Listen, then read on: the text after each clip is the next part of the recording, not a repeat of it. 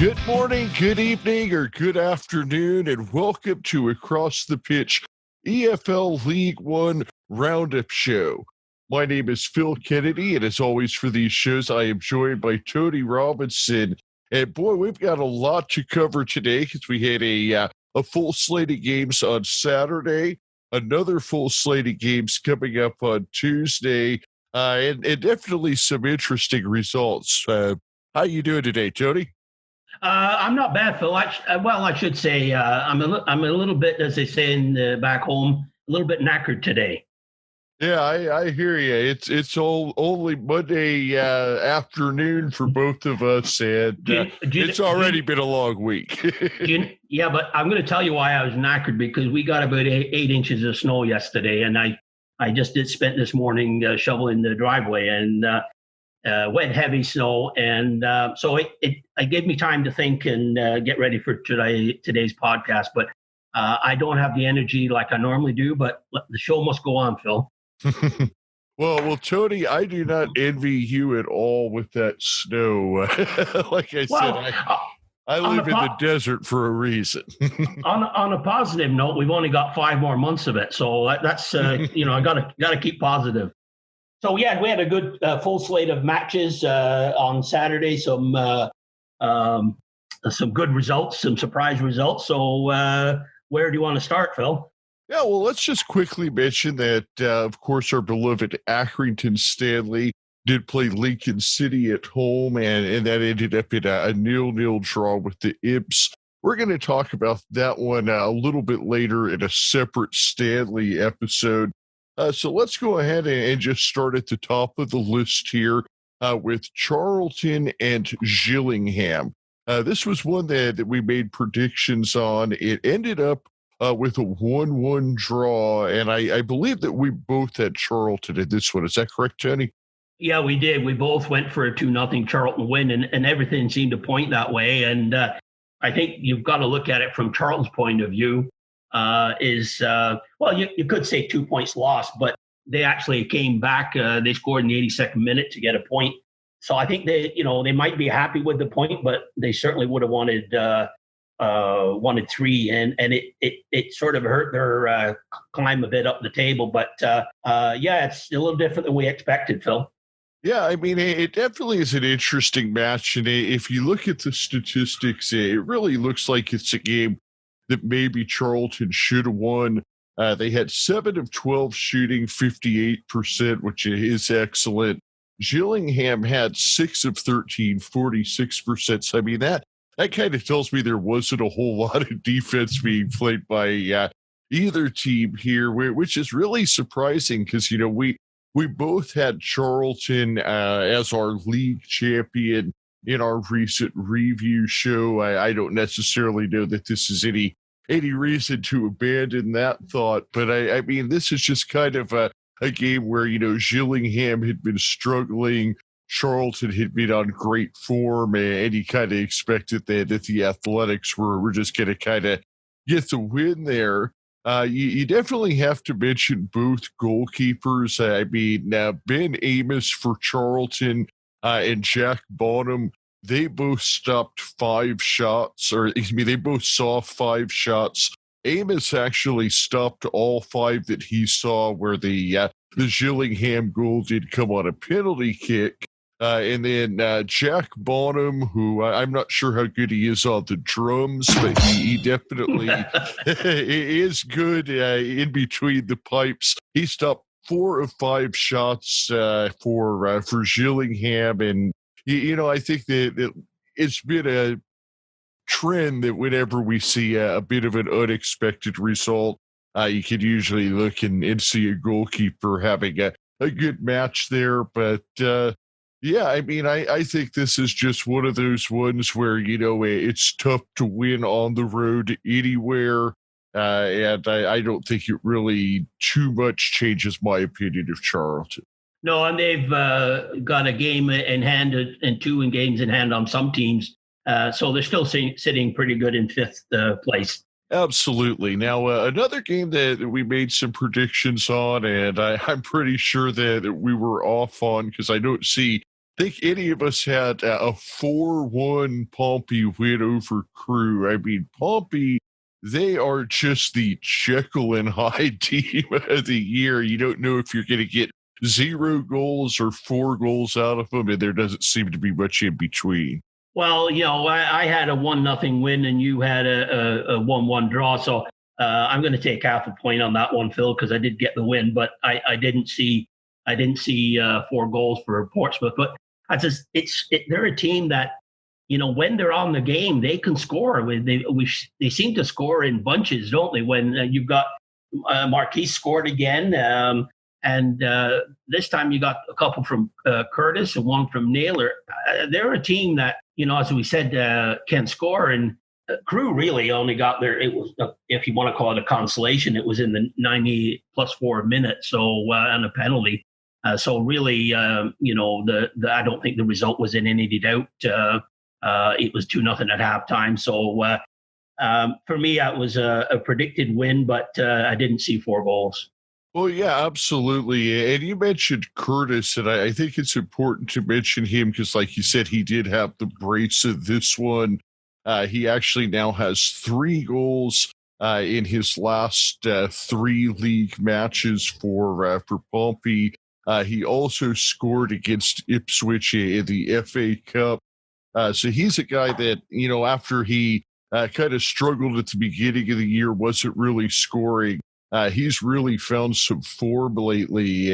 And, like you said, with Marquise and Harness already going pretty good. If they get all 3 of those guys going, then, Pompey is a team that's going to be lighting the lamp quite a bit to take another hockey tour. Yeah, and I think when you look at the table, the top 6 teams are pretty close to what we discussed in our quarterly show. With the exception, Lincoln is still in there with in 6th place, but definitely a good win for Portsmouth. Yeah, absolutely, and I think that Crew. The thing that you have to look at is even the goal that they got was a penalty kick at 90 plus 4. They only managed to get 2 shots on target on McGevelry from the run of play. Meanwhile, Pompey on offense, they actually managed to get 7 shots on target. Like we talked about, they put 4 of them in. Certainly wasn't a night to write home about for William Jaskalainen, but it just really seems that Pompey was firing on all cylinders. Yes, and usually at home they're not as predictable. Their home record is a bit iffy, and that's why I didn't see 4 goals in it. But full value for the win there. Yeah, I remember at the beginning of the season that you had Pompey as your league champion, and if they keep up that form, then that could really be a possibility. Yeah, they're in the running for sure. All right, well, let's move forward to another game, and this one, if you look at the records of the teams, it's not too surprising how it turned out, although MK Dons had been really tough at home before this, and that was Hull City beating MK Dons 3-1 at Stadium MK. Hull City is now 9-0-3. So, I mean, I guess that, we have to say that they're for real. One of the big problems for Hull so far had been scoring. They managed to get 3 goals at this one, including the brace from Josh Magennis. So I think that, maybe we have to look at this and say, Hull is probably going to be one of our playoff teams. Oh, yeah, for sure. I mean, I think you had a 1-1 draw on this one, and I wasn't far off. I'll take the half point because I had a 2-1 Hull win, and it was a 3-1. So, I just thought Hull was too good of a team, and they proved it really over 90 minutes. All right, now let's move on to the next one, which is probably the most interesting result, and we could probably call it a surprise of the week. I thought that Blackpool was going to be the kind of team that Peterborough would really handle. Didn't work out that way, and it ended up being a 2-1 Blackpool win. and that was at Peterborough. So, I guess it's definitely time to officially take Blackpool out of the Deadpool zone because they're looking lively. Well, as I say, we thought that if they just started to win a couple of games, and as we said, they haven't done it the prettiest way yet. Going into Peterborough and getting a win like that is do wonders for their confidence. Shots they had 10 and 6 on target, whereas Peterborough had the possession, but only 2 on target out of 9 attempts. So Blackpool certainly made more of their chances, and I was. I think we were both surprised with this result because Peterborough, were at home. They were third in the form table, and I had a 3-0 Peterborough win, and I think you had a 4-1. So I got it. We got to say what we were way off on that one, and definitely you could put that down as a surprise of the week. Yeah, I mean, and I think that with Peterborough, there's a couple things to really keep an eye on. We've always known that their defense was going to be a bit of an issue, but we thought that they could kind of just outscore people. One thing that I'm noticing is they don't have the scoring depth that they did last year. And they really kind of seem to live and die with Johnson Clark Harris a bit. One thing that I'm noticing is that he has not scored in his last 3 league matches. Prior to that, he had scored in 4 matches in a row. And just kind of looking at that, in those 4 matches in a row that he had scored in, they had a 3-1-0 record, 3 wins, 1 draw, no losses. In the 3 matches he hasn't scored in, they're 1-0-2. So I mean, it just seems like the big money striker that they brought in, they really need him to live up to his paycheck every week, from what I'm seeing. Yeah, and I think Peterborough felt they had at least a point because they scored late in the 84th minute. But then that's the killer is they give up the 90th minute goal to Blackpool. I think Blackpool were a team we had in preseason. I did add them up the playoff picture, and if they keep this going and get results like this, they could definitely are moving in the right direction. Absolutely. Next up is a game that I believe that you got a full point for, and that's Sunderland and Doncaster. This one was at Keepmoat Stadium, and it ended up with a 1-1 draw, which, if you know anything about Sunderland, seeing them draw is not a surprise. I would say this is probably the unsurprise of the week, if you will. Yeah, and as though I'd like to take full credit, I actually had a 2-2 score line, and it was 1-1. So to be fair to myself, I'll just take the half point. But I think it was from both their positions in their table. I just get that feeling that a draw was on the cards. And at Sunderland, you win, you get a point away, then you've got to start getting results at home. I think when Sunderland, they will probably, although they got a point away, feel hard done by because Doncaster came up with a goal in the 3rd minute of injury time, and that's got to be a killer for Sunderland because they probably thought they were going to go home with 3 points, and a good comeback, a good result for Doncaster. Yeah, absolutely. And I think what we're seeing here is the same old Sunderland in a sense that I think we can almost kind of write them off for an automatic promotion this year and look for them to be about a 6th place team that finishes with about 15 to 20 draws. Yeah, and because if you look in the top 8 or 9 teams, it was 4 of them had draws, and that really affected the table. So, it's Doncaster.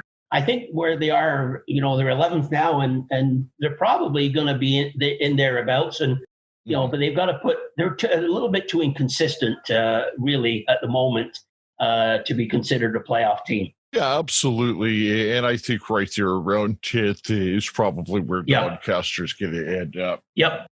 Well, up next is a game that we both had. We didn't have the correct score for, but we both had the right idea. And that was Fleetwood Town crushing Plymouth Argyle 5-1.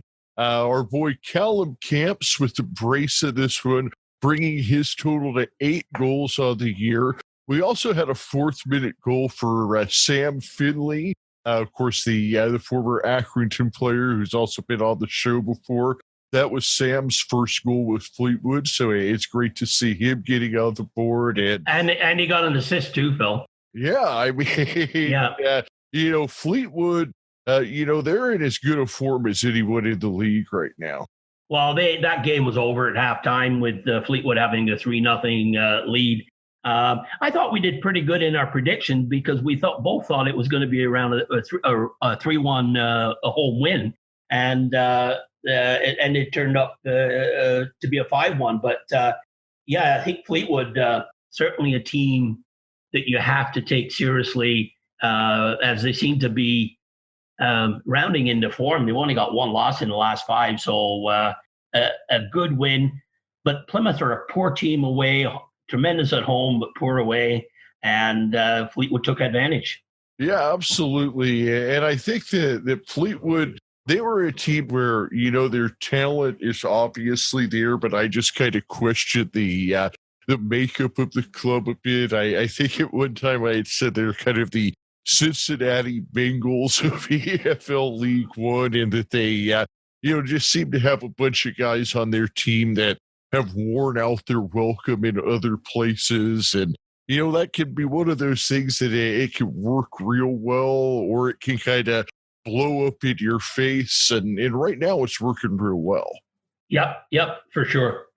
All right. Well, we're through about half of the results here. So the next one here was Northampton getting a 3-1 win over Burton Albion. This was at Burton, and this was a game that I believe it was honorable mention for the toilet bowl.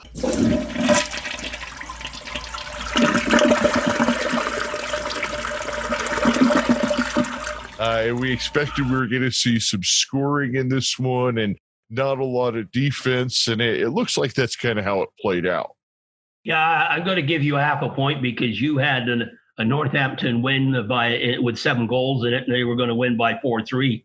I had it pegged as a draw, and boy, was I off on that one. In fact, Burton, they only got their consolation goal with a penalty in the 92nd minute. I think the Northampton, if you look at them now, they were a team that we sort of penciled in in that bottom region, in 23rd, 24th spot. They're, although inconsistent, they're putting some wins together when they have to. And, if you're a team that wants to stay out of the relegation zone, you've got to beat the teams that are down there. And they sure enough did. I mean, convincing win and good for the Cobblers. Yeah, absolutely. And one thing you have to notice that Harry Smith, I spent all night working on pronouncing that one before the show. But so Harry Smith, he had a brace, a goal in the 2nd minute, a goal in the 67th minute. Those were his first 2 of the year, but I was kind of looking through his career stats. 2 years ago, he had 9 goals and 3 assists for Macclesfield. So this is a guy that's capable of scoring. So, if they can get him going, then, Northampton, they definitely, they're not going to make a playoff push or anything, but I definitely think that they're a team that's looking like they should be able to stay up. Yeah, their big problem is that they're going to have to stop is they concede too many goals. Mm-hmm. And you got to win games like they had on Saturday, and they did. So full credit to them.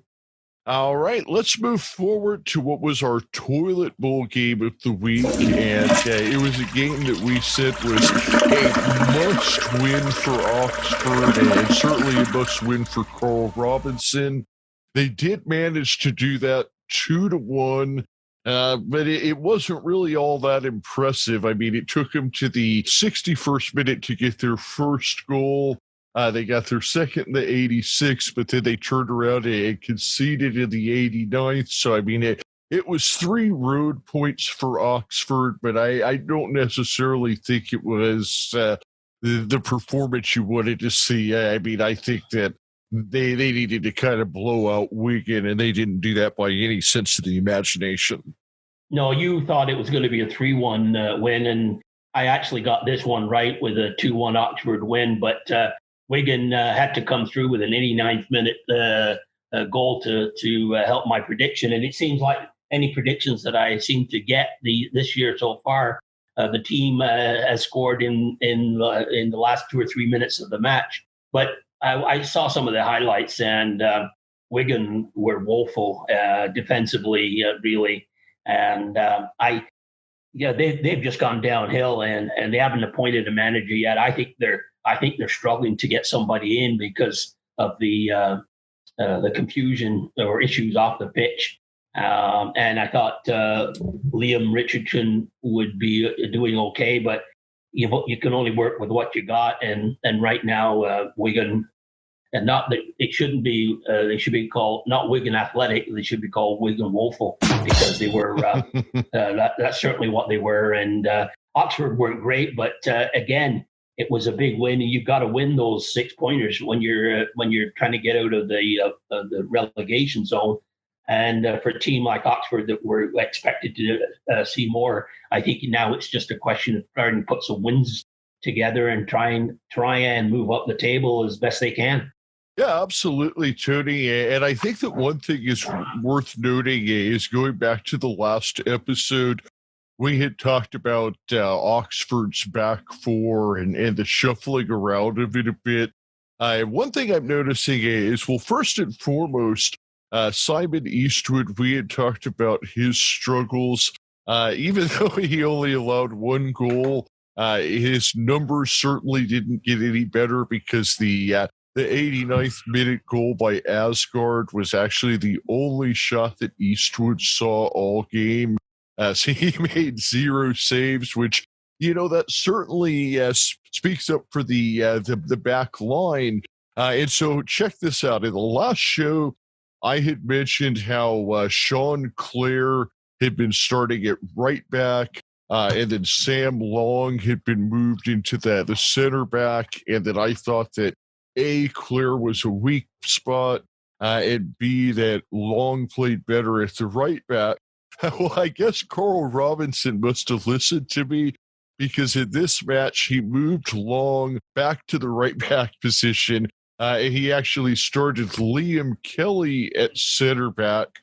Clare started the game on the bench. He did sub on in the 77th minute, and it's certainly worth mentioning that the Wigan goal did come after Clare subbed on. So I think that we might be seeing that formation where Clare is on the bench, Kelly is in the middle, and Long moves back to the right back, because that did seem to work for the first 77 minutes here. I thought we had a poll that we talked, and I thought the poll was that nobody wanted to do an episode on Oxford, and you've now cleverly worked them into two podcasts in a row. So, but yeah, they full value for the win, but they probably think they should have had some more against, as I said, a Wigan that's really, really struggling.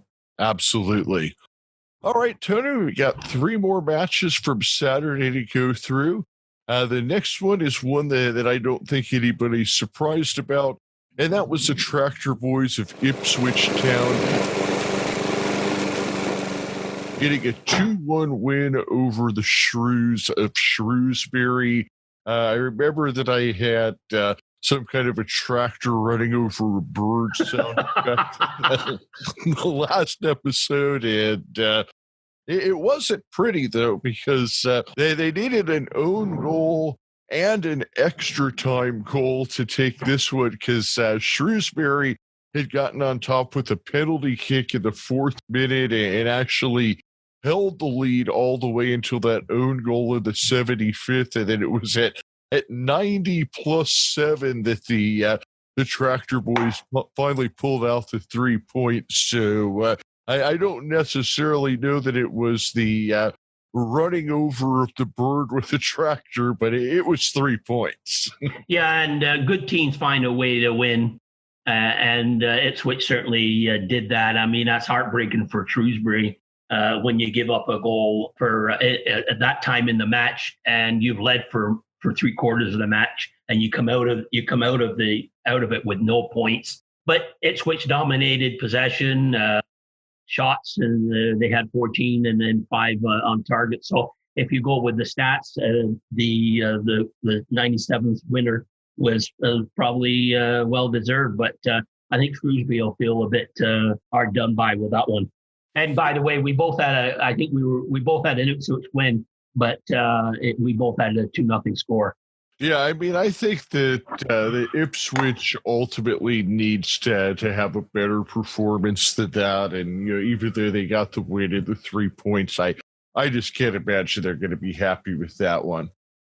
No, but it's a win, and 3 points puts them in third in the table. And when you get Charlton and Lincoln both drawing on the weekend, that's a pretty good result, and they'll be very, very happy coming away with 3 points in that match. Without a doubt. All right, Tony, and the final one was one that was a surprisingly interesting match, and that was AFC Wimbledon visiting Rochdale. I think that we both thought this one's going to be a draw, and yep. It looked like it was going that way. It was 0-0 the whole way, and then at 90 plus 2, Ethan Chislett managed to get a goal for AFC Wimbledon and the 3 points. And, I just keep doubting the Wombles, and they just keep proving me wrong. So, yeah, that's get another late winner too, and a heartbreaking result for Rochdale, because, you'd want to hang in there and get a point at least at home against AFC Wimbledon, but they, like you said, they keep pulling out results to Wimbledon, and they go away with 3 points in this one. I say Rochdale is gonna feel pretty bad about that score line. Yeah. I think the biggest surprises in this game were that the Wimbledon goal wasn't scored by Piggott or Longman, and that Connell Truman only had to make one save. And because Rochdale, with that point, they would have moved them up a couple of places in the table. Whereas with that loss, you've got the 5 bottom teams all losing. With Oxford's win was really huge, getting them up the table. But it was. If you're a home team, you support Rochdale, you've got to be a bit upset with that result. But we actually our buddy Andrew Bolte was not happy. No, and he probably feels pretty bad about that one, as well as all the other Rochdale fans, all 2 of them in the States. Sorry, that was a hard one, but no, I'm just making fun. And Rochdale, I think they're a team. I like them, and I just hope they do well. And by the way, we have one more. We missed one, Phil. We got Swindon at home to Bristol. Pieces of 8. I'm sorry, I did skip over that one. Okay. Yeah, that was a 1-0 Swindon win, and I think that, didn't I have Swindon winning this one? Yes, you did. You had a 3-1 score line. So I'll give you half a point for that, because they did win. I had a 2-2 draw, and Bristol Rovers really, I don't know if they offered a lot, really. They only had 1 shot on target. Of course, then Swindon only 10. Yeah. So really, it's a big win for Swindon, because they needed those 3 points after that loss to Stanley, and they needed to rebound. So with that win, gives them 13, and really it does move them out of the bottom 4. So a big win for them. Yeah, absolutely. And I think keeping the clean sheet is probably the biggest story because Swindon hadn't been having trouble scoring, but their defense had been an issue. So, and I think that was the first win for their new manager, John Sheridan, I believe. Great stuff. All right, Tony. Well, that's all the matches from Saturday. And so now for Tuesday, let's just run through the list. I'm going to read off the fixture. We'll both give a score, no analysis. And then, of course, we're going to be doing a separate episode for Stanley. So we'll just skip that one and leave that for the other episode that we're recording next. All right. So, Tony, Gillingham, AFC Wimbledon at Gillingham. I'm going to go for a 2-2 draw, Phil. I'm going to go 1-1. Okay. Hull City at the Tractor Boys. Again, I'm going for a 2-2 draw. I'm going to go 1-0 Hull City. 1-0. Gotcha. Okay. Lincoln City at Swindon. Lincoln's. I'm going to go with the Imps win. I'm picking them to bounce back with a 2-1 away win. I agree, but I'm going to make it 2-0. 2-0. Okay. Northampton at Rochdale. Yeah, I hate to do this, but based on what we've seen, I'm going with a 2-1 Northampton win. I'll go 2-2. Okay. Blackpool at Doncaster. Doncaster is going to win this one 2-1. I like that score. Put me down for the same. Okay. Charlton at Burton. Well, Charlton's going to bounce back on this one. I think I've got down to 3-1 win for Charlton. I was thinking 3-0. Okay. For Charlton, I take it. You're not going with Burton now. Yeah. Okay. Plymouth at the Posh. Peterborough's going to bounce back. Plymouth are a terrible away team. Peterborough 3, Plymouth nothing. I agree. I'm going to go 5-1 to the Posh, though. 5-1. Wow. Breaking out the goals on that one. Hat trick for Clark Harris. There you go. Oxford at Pompey. Portsmouth are going to win this one. I think Oxford are not good enough at the moment to win away at Portsmouth. So I got a 2-0 win for Portsmouth. Put me for 3-1 Pompey. Gotcha. Bristol Rovers at Wigan. Well, this is the toilet bowl. Yeah, again, for Wigan, they're going to get a complex. But I've got to go with a Bristol away win, and I'm going to give them a 2-0 win. I'll go 1-1. 1-1. Oh, okay. Shrewsbury at MK Dons. Well, I'm going to give MK Dons a bit of respect. I think they've earned it, and I'm going to say that they edge the Shrews 2-1. I'll go 2-2. I like a lot of draws. I think I've got a lot of draws this week. Well, it's possible but there's certain teams that you got to look at that could end up with some. If you got Sunderland and Plymouth and AFC Wimbledon, they're all teams that get a lot of draws. So and Shrewsbury too. And Shrewsbury's got 5 draws, only 1 win. But 5 draws, and they've got to start converting some of those draws, or else they're at 8 points. They win a match, they're still in the bottom 4, and that's not good when you've got to win two games to get out of the relegation zone. Because as we've seen, when you're in poor form, that's not easy to do. Yeah, my thought about draws has always been that I feel like taking the 2 points away from the other team is actually more beneficial than the point you're getting out of it. Yeah, and not that I know this is a down the road at the end of the week, but Friday night is going to be a really good match. Fleetwood are at home to Sunderland on a Friday night match. So well, I think we'll record before that. Okay, that's going to be a good one. We can talk about that one later then.